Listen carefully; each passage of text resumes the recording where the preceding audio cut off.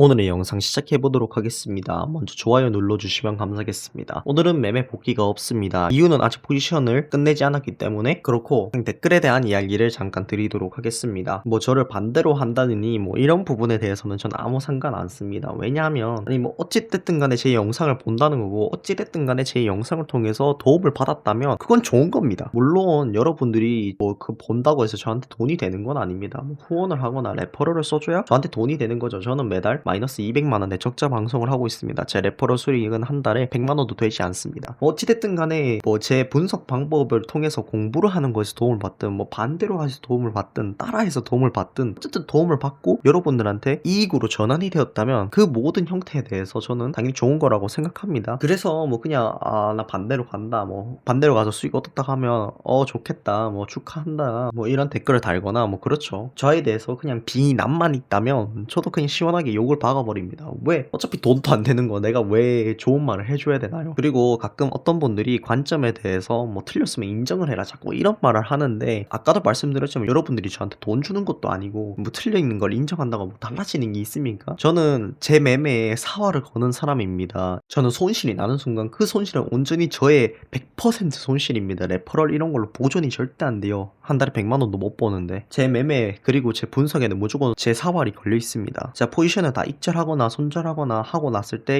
그 매매 복귀를 처음에 하는 이유는 매매를 어떻게 했는지 보여주기 위함도 있지만 제 매매 분석에 대한 결과가 어떻게 돌아왔는지를 보여드리는 부분이거든요. 그 자체로 이미 제 분석에 대한 인정이 담겨있는 부분입니다. 사실 여러분들이 욕하고 이런 분들 그럴 수 있다고 생각합니다. 저도 마이살론 땡기고 카드론 땡기고 해가지고 몇 천만원을 꼬라박았던 적이 있으니까요. 깡통을 찬 적이 있으니까요. 그리고 남은 10만원 가지고 한 번에 포지션에 일희일비 하면서 그랬던 시절이 있습니다. 그래서 욕하는 부분에 대해서 욕하실 수 있다고 생각합니다. 이해하고요. 그냥 놀리고 싶다 이런 마음도 들 수도 있습니다. 어차피 그렇게 하는 사람들 본인 관점이 없는 사람들은 2주만 지나도 제 댓글창에서 사라지거든요. 이미 많은 분들 몇 달 전에도 한 달 전에도 저에게 욕을 달거나 반대로 간다던 사람들 많이 사라졌습니다. 포인트는 틀리더라도 얼만큼 내 수익을 보존하고 손실을 최소화하고 내가 맞췄을 때 그 수익을 최대화할 수 있느냐가 포인트이고 얼마나 이 시장에서 길게 살아남고 많은 수익을 누적할 수 있느냐가 상당히 중요한 포인트입니다. 레버리지 20배, 30배, 50배 땡겨가지고 한 번 수익 냈다고 좋아하시지 마시고 잘 공부를 하고 본인의 자아를 가지고 부디 장기적으로 좋은 결과를 얻으셔서 저한테 댓글을 계속해서 꾸준히 남겨주셨으면 좋겠습니다. 자, 그러면 오늘은 메인 시나리오 바로 넘어가도록 하죠. 사실 시장이 상당히 많이 횡보를 했습니다. 제가 영상을 올린 시점, 지난 영상 시점과 가격이 동일합니다. 올라가지도 않고 떨어지지도 않았어요. 정확히는 보합이죠. 완벽한. 물론 위아래로 1% 정도의 변동 있었지만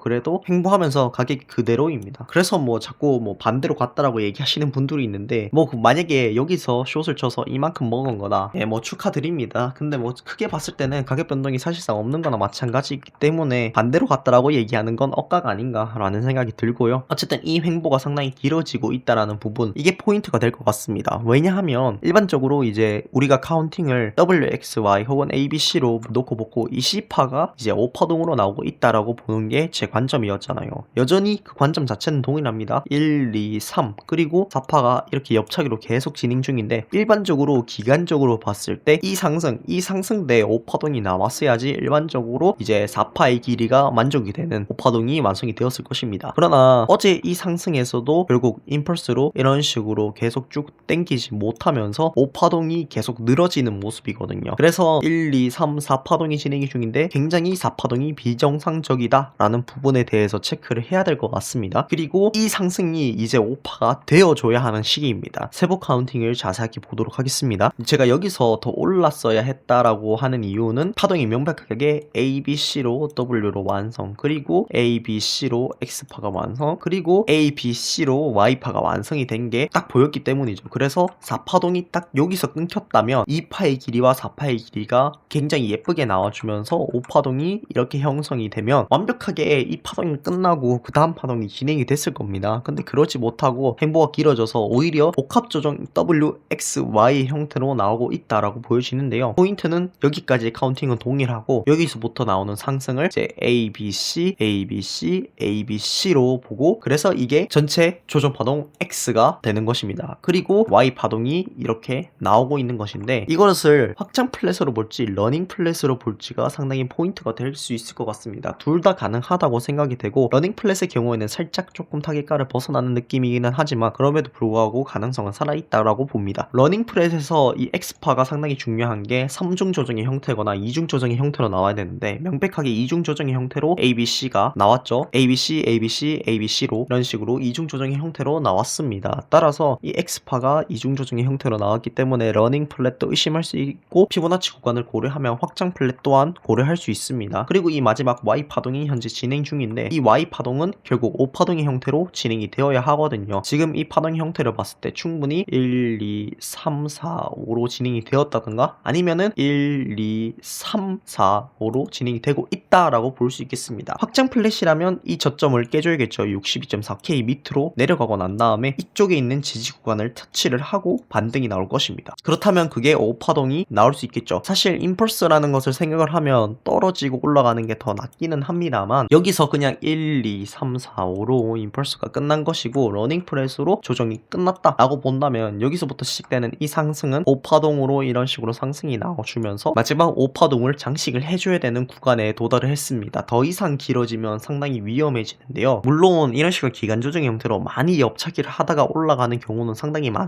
많기는 한데, 일반적으로 임펄스가 아니라 전체적인 조정 파동 결국에는 A, B, C이기 때문에 이런 식으로 마지막 파동이 길어지는 경우에는 이제는 절삭에 대해서 조금은 생각을 해줄 필요가 온 것 같습니다. 만약에 오늘 내일 안에 가격이 이런 구간을 찍고 반등을 하거나 아니면 여기서 그대로 올라가는 게 아니라면, 그렇다면 이제는 합리적으로 이게 옆차기를 하다가 이런 식으로 쭉 하락이 나오는 형태의 절삭을 생각을 해봐야 됩니다. 그렇다면 두 가지 절삭이 발생을 하겠죠. A, B, C에서 C파의 절삭, 사실 조정 파동에서의 C가 절삭되는 경우는 굉장히 드뭅니다만 그래도 가능성이 있다고 보고, 이 C파동 안에서의 O파동도 함께 절삭이 되는 형태겠죠. 두 가지가 절삭이 되는 것이기 때문에 그 하락의 폭이 상당히 클 것입니다. 일반적으로 절삭이 되면 이중 조정에서의 일반적으로 조정으로 볼 수 있는 0.382에서 0.618 구간까지 조정이 오는 게 일반적인데, 절삭의 경우에는 그렇지 않고 전체 다 되돌리는 경우가 상당히 많습니다. 그리고 절삭의 경우에는 완벽한 추세 전환을 뜻하기도 하죠. 만약에 오늘 내일 안에 오파동이 명확하게 나오지 못한다면, 그리고 혹은 이런 지지 구간을 깨고 내려가 준다면 절삭을 생각을 해야 되고, 하락으로의 추세 전환 아주 크게 일어날 수 있다는 부분을 고려해야 됩니다. 그러나 확실한 거는 일단은 오파동이 나온다라는 생각을 해주는 게 좋습니다. 왜냐하면 여기서 이렇게 모든 형태가 갖춰진 건 사실이기 때문에 오파동이 먼저 나온다라는 부분을 생각을 해야 되고, 상승을 하다가 실패를 하거나 이런 경우에 이제 합리적으로 절삭을 생각하는 게 맞지 않나 라고 생각을 하고 있습니다. 어쨌든 간에 일단 이 조정의 형태가 전체 다 나오고 있는 것 혹은 다 나온 것으로 판단이 되고, 떨어지더라도 62K에서 최소한 61.8K 정도는 지켜주면서 떨어질 것이고, 그래도 마지막 오파동은 형성이 될 것이고, 여기를 뚫지 않는 이상은 무조건 올라간다 라고 보고 있습니다. 타겟가는 역시 1가 1.236, 65.4K에서 67.3K 사이에 진행이 될 것으로 보이고, 임펄스라는 것을 고려하면 길이가 길어질 것이기 때문에 저는 66K 구간을 고점이라고 판단하고 있는 상황입니다. 유료 지표들 체크하도록 하겠습니다. 일단 밑쪽으로 상당히 많은 물량들이 계속 걸려 있었습니다. 이 하락을 하는 데 있어서 하락이 계속 이어지지 않은 이유는 이러한 매물대들이 상당히 많은 기여를 했다고 생각합니다. 매물대들이 지지 삼아서 계속해서 상승하는 모습이고, 현재 상승을 할 때도 이런 식으로 밑에 1200비트씩 받쳐주고 있기 때문에 하락이 이어지지 않고 계속해서 상승으로 쭉쭉쭉 가고 있는 모습입니다. 위쪽으로 매물대는 65K 부근에 있고, 위쪽으로는 62K 이런 식으로 촘촘촘 이렇게 있는 걸 확인할 수 있습니다. 다만 이 밑에 구간은 뚫리고 나면은 상당히 밑 구간까지는 가야지 유의미한 매물대가 있다는 사실, 중요한 포인트가 될 것 같습니다. 비트맥스 차트입니다. 여전히 9월 11일 이후로 매물대가 들어오지 않고 있습니다. 많은 변동성이 예상이 되고, 고점 구간과 저점 구간으로 판단이 되는 구간에서 과연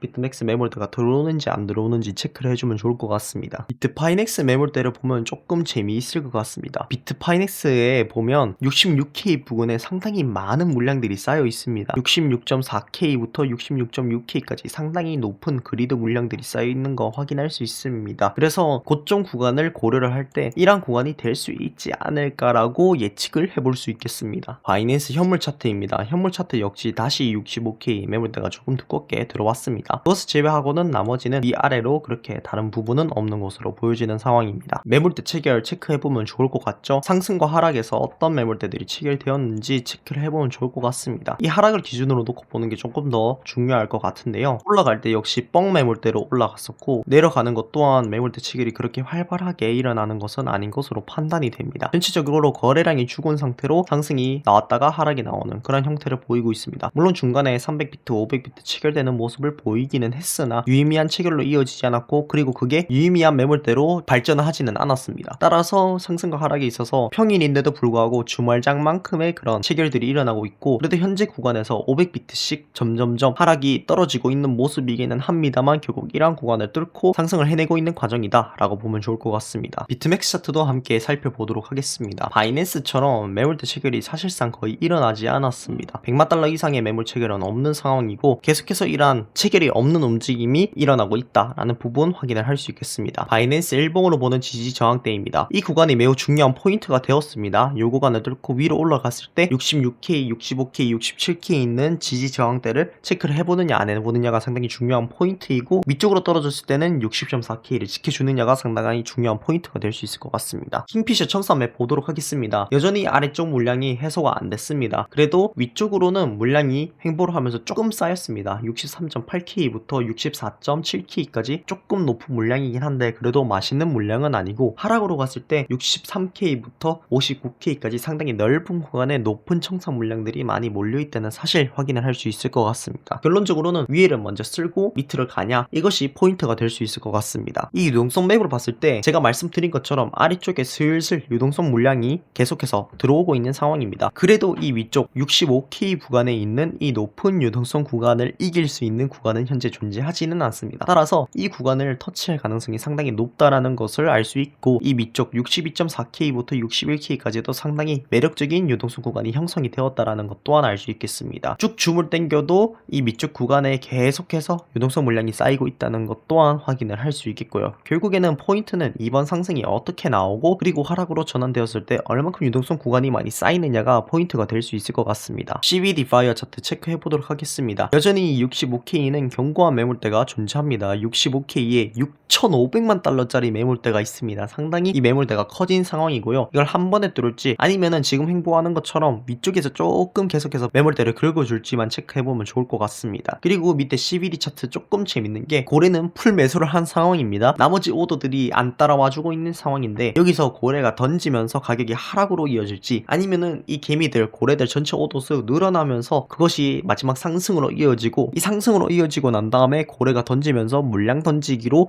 이어질지, 그 부분을 체크하면 좋을 것 같습니다. 오늘의 영상 마치도록 하겠습니다. 감사합니다.